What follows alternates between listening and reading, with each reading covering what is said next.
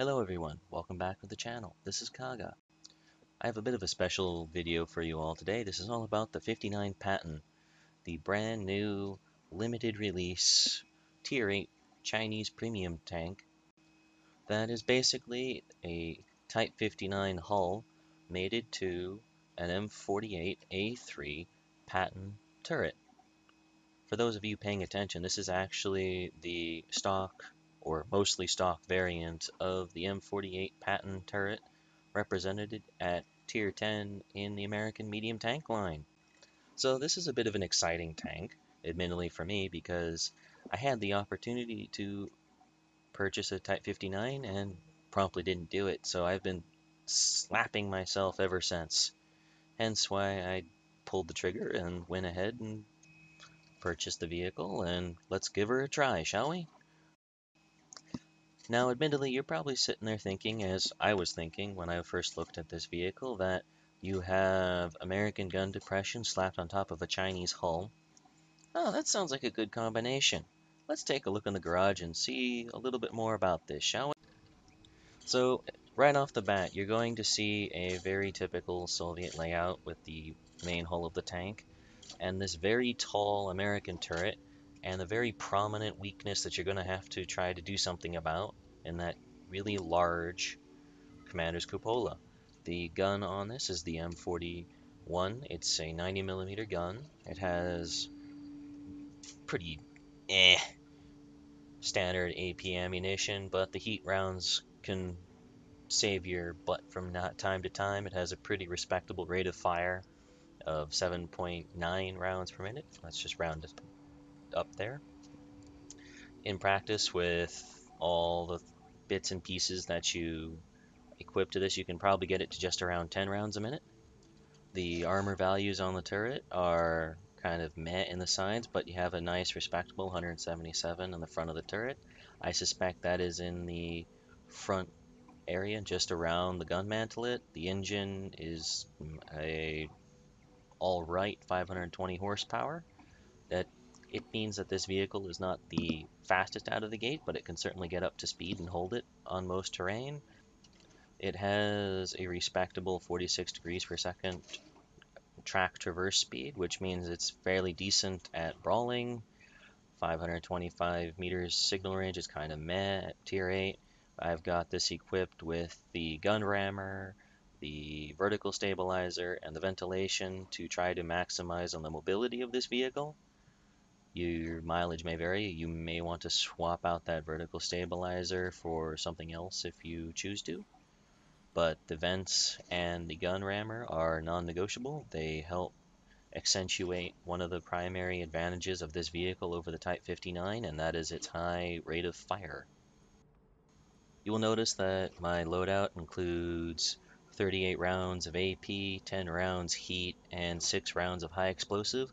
I've had decent luck in the roughly dozen or so games I've played in the 59 Patton, but that being said, I have not gotten into a tier 10 battle, so the limits of this particular amount of ammunition loadout is yet to be tested. I am currently running nothing but the simple basic consumables. You will notice that the front of the tank there is like the Type 59, and up to about this angle on either side of the tank, you have the same gun depression of 7 degrees over the front of the tank.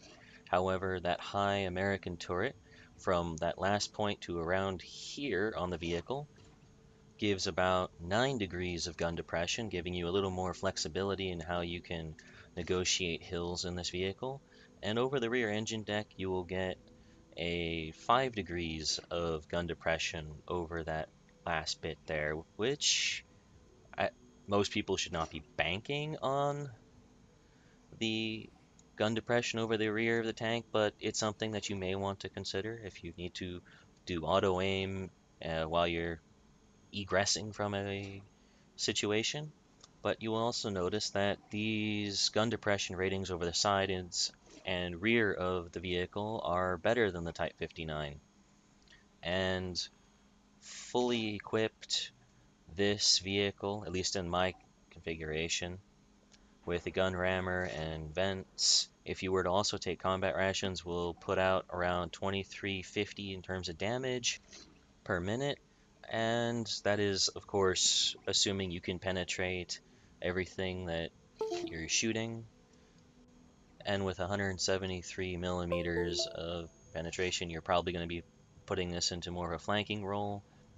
So the style that you're probably familiar with in terms of like the Chinese mediums up to this point is more or less intact. So it should feel right at home.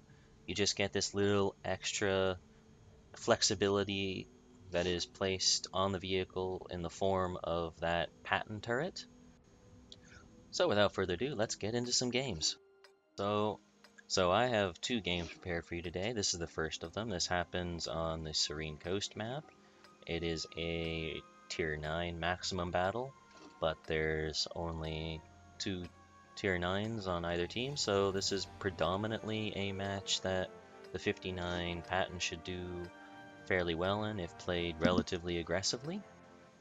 So noting the various gun depression benefits and the fact that I'm not in a specific hurry to meet either the IS-3 or the IS-8 right off the bat in this battle, I'm going to avoid going on that little isthmus out into the bay off in the eastern part of the map, and I'm going to go over to these nice rolling hills and attempt to put the gun depression on this vehicle to work and hopefully destroy some of their more lightly armored vehicles and aggressively start flanking their base up there in the north. So right now I'm just kind of taking a quick stock of some of the gun depression characteristics of the vehicle. Admittedly, this was like my second match in it, so I really wasn't feeling super confident in my innate knowledge of the vehicle. But with my experience in other Chinese mediums on this part of the map, I decided to swing out wide here and try to put some fire out there because I'm still expecting it to kind of respond either like my WZ-132 or my WZ-120. But I'm pleasantly surprised by the gun depression here. And as you can see, 173 millimeters of penetration is kind of lackluster, even against a T-29 when they angle their front plate like that. We were not able to connect with that, but we found the T-25-2 fairly quickly in the broadside of his vehicle. Missed a shot on that 1390, but we managed to connect the second shot. An ally takes him out. And now I'm sitting here trying to figure out what that 25-2 is attempting to do, but I see that he's tucked up in that little TD corner. The T-29 is behind that boulder, so I'm thinking about putting the 50 kilometers per hour of this vehicle to good use. And as you can see, it does momentarily exceed that speed limit. So here we are. It looks like the T-25-2 was not able to make a break. And right now I'm using that hill to mask the hull of my vehicle, and I'm keeping the tank in motion so he can't get a good clean shot at that commander's hatch.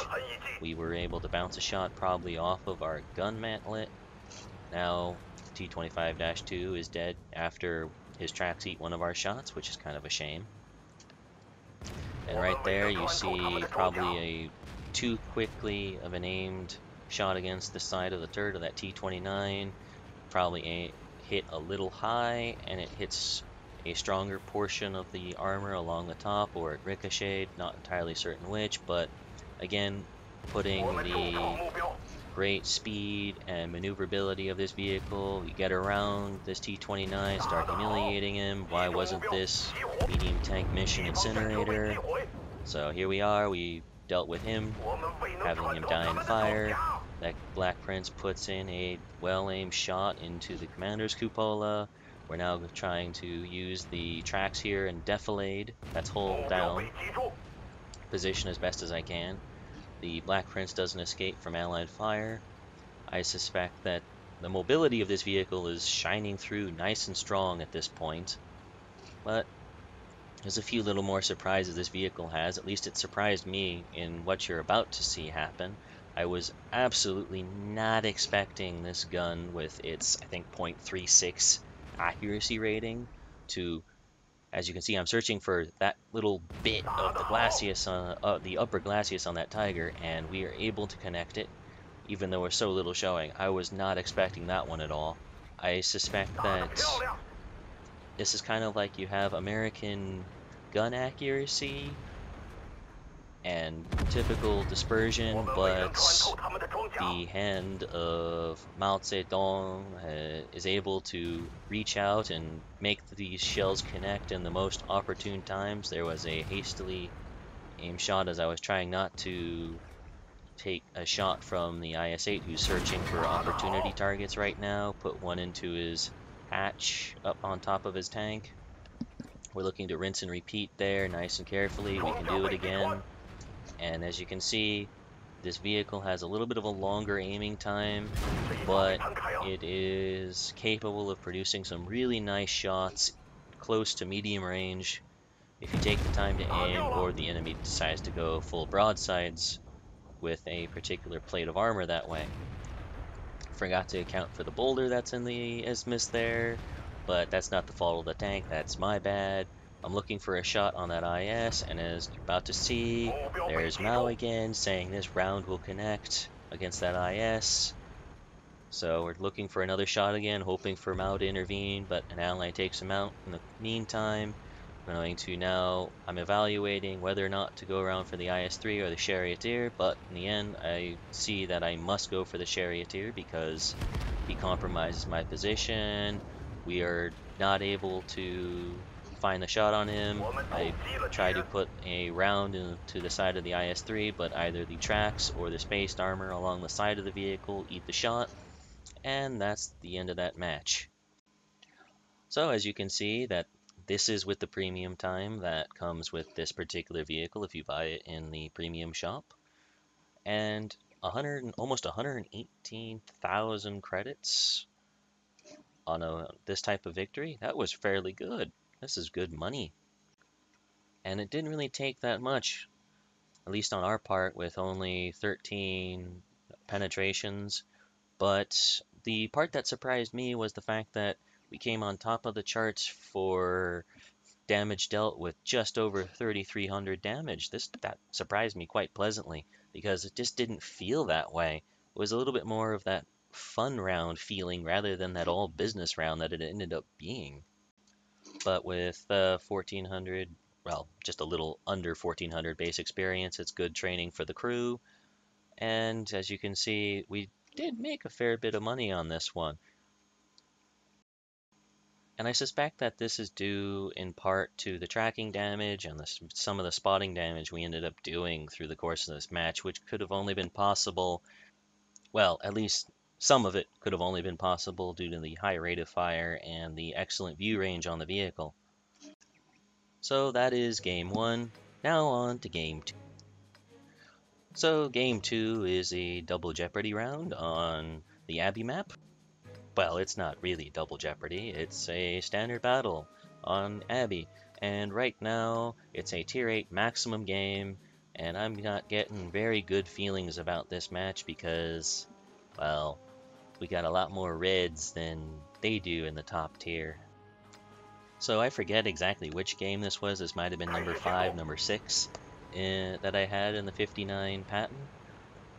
But the experiences had taught me that this vehicle is a little more sensitive than I'd like to discrepancies in player skill at the top tier, and maybe that's just my inexperience with the vehicle talking, and maybe it's my inexperience in handling that also bulbous of a top hatch on the top of the tank. But it's making me aware that I should most definitely not find my way going down the river road. So I'm heading up here to try to find a hull down position along the western road and attempt to bolster up some of the defenses because looking at this team list, was expecting a fast medium blitz from their top tier tanks. being supported by the heavies as they wound their way up to the battle. So moving up here, I'm looking at my ally in this medium tank, and I am not having any of this camping crap. I am moving up here. There we go. We've just cleared the rock. Now, I see that KV-3, the M6. I wonder if that one of those mediums is up here. Don't see him. Oh, okay, we hit the lower part of his lower plate, that rounded part, and it bounced clean off. Don't have enough penetration, but we find another shot on the side of his turret. And this is why I like the vertical stabilizers on this tank, is that it helps get the snapshots off just a little bit faster. And yes, you just saw an ally plant a shell into the butt of our FCM 50 ton there, and that's really not making me feel too good here, but he does apologize for it, so we'll give him credit. He's a good person at the least. So I'm not in a hurry to take a hit from the 122mm gun on the KV-3 because I should be conserving my health right now, because I'm seeing that most of their skilled players are still alive. Right now, I'm of the thought that we need to give chase, how and hard, to the T-54 Mod 1 that we spotted earlier. We can't let him get into a defensive position that is strong enough to repel our attack. So I'm not going to stop for long. There's an opportunity shot on the BK. I don't wait long enough to aim, and it misses by dipping into that boulder there. Don't make the same mistake twice. Give him the false impression I'm going one way. I'm tempted to take the shot at these mediums down there, but looks like our ally in the T-34-2 connects the shot, finishes him off. Instead of trying to go down that cliffside to my death, I'm now going to try to use that vertical stabilizer advantage to keep poking here, find a shot on the Borsig, Ponder going down, but then spot that SU-100 off in the distance, happily pull back just as the box tank fires behind him, plant a shot into the box tank for his unsanctioned destruction of boulders behind me, find his gun mantlet, can't penetrate it. Fully aimed, mix and repeat, we connect and seal the deal for the box tank. Not sensing any direct threats to me in this position. I try to move down here, and at this point, I'm looking for a shot on that Super Pershing, can't find it, take a shot and return on the tracks. I wait too long before turning around, and he puts a second one in there. Turn hard, I'm thinking maybe, yep, he gets a third one in there. At this point, I'm feeling the pressure. I see that Borsig, he's probably enemy number 1, but that T-54 Mod 1 gives me a side shot, and don't deny a good thing, the Borsig bounces a shot off of our turret. The T-54 Mod 1 manages to have his tracks eat one of my shells, because I didn't fully aim it. Kind of a shame. The Borsig takes out the ally I was kind of banking on here, and sensing the initiative, I decide to push my advantage. I donk the shot, and I'm going to regret that. That is foreshadowing again. Our 1357F in the actual monastery in the center of the map is trying to put shots oh so inaccurately into this Borsig. The Borsig manages to connect a shot, track me. I have to use my repair kit, put in another shot into that Borsig, pull back. I'm not leaving myself open to 2 attacks at once. Manage to angle the tank enough that the tracks eat the shot from the Jagdpanther. For some reason he's turned his gun. I am not going to give him a second chance. Pull back, aim. Shot finds and connects, but that Super Pershing from before manages to connect, probably with the very tall turret on this vehicle, and that's the end of my involvement in this match. So I'm not going to bore you with the rest of this match because it was a defeat. and the subject is no longer in play. So let's go ahead and skip straight to the damage screen. So here's the results of that battle. 101,000 credits and just a lick under 1,200 experience for a defeat is pretty good in my book anyway. You can let me know in the comments if that's not good in your book. So all said and done, all the consumables, the ammunition, and the repair costs, this was a very large profit for me in general. And yes, this is with the premium time, and this may not be typical performance of the vehicle without it, but hey, I'll take 80,000 credit profit any day. So you can see quickly how this vehicle will make you a lot of money if you play it well. And as it shouldn't come as any surprise that with 3,400 damage, we're at the top of our team, 5 kills. Yeah, we did pretty well. Just a little bit more, and maybe we could have pulled out of that one. Hindsight or wishful thinking, hard to say. And I hope that this particular replay has been a little bit insightful that even on a kind of a meh match, or even a bad one, this one probably was classified as bad with 3 people who did absolutely nothing to help the team win. So you can actually do fairly well in this vehicle all around. Granted, I'm saying this without having found my way into a tier 10 battle with it, but small details. Most of the battles you're going to fight are probably not going to be tier 10 in this vehicle. And even if they are, this vehicle is fast enough, it fires fast enough, it's maneuverable enough that so long as you're cautious in the initial stages of the battle, you should do fine. And that's going to be the challenge, I think, for most people in using this tank, and it's going to differentiate the amazing rounds from the okay rounds, in that you have to know how to look after your health and know what you can trade with and what you can't trade with. I was quite pleasantly surprised and learned that this vehicle's hull armor can allow me to trade with a KV-5. Well, I mean, trade damage with the KV-5 going from the front, well. So we once again reached that part of the video where we have to bid farewell to each other for a little bit here. I'd like to thank you for having bared with me for a little over 20 to 23 minutes, somewhere in that time frame. If in that time you heard or saw something in this video that didn't make sense to you, or perhaps I didn't consider enough situations in the 59 patent, please let me know in the comments. I'd love to address any comments or concerns about the vehicle. So at the end of the day, I really would recommend this tank if you like novel vehicles or you want to train your Chinese medium tank crews without having to go through the T34-3, or you want a semi-aggressive medium that has overall average performance or better in some areas.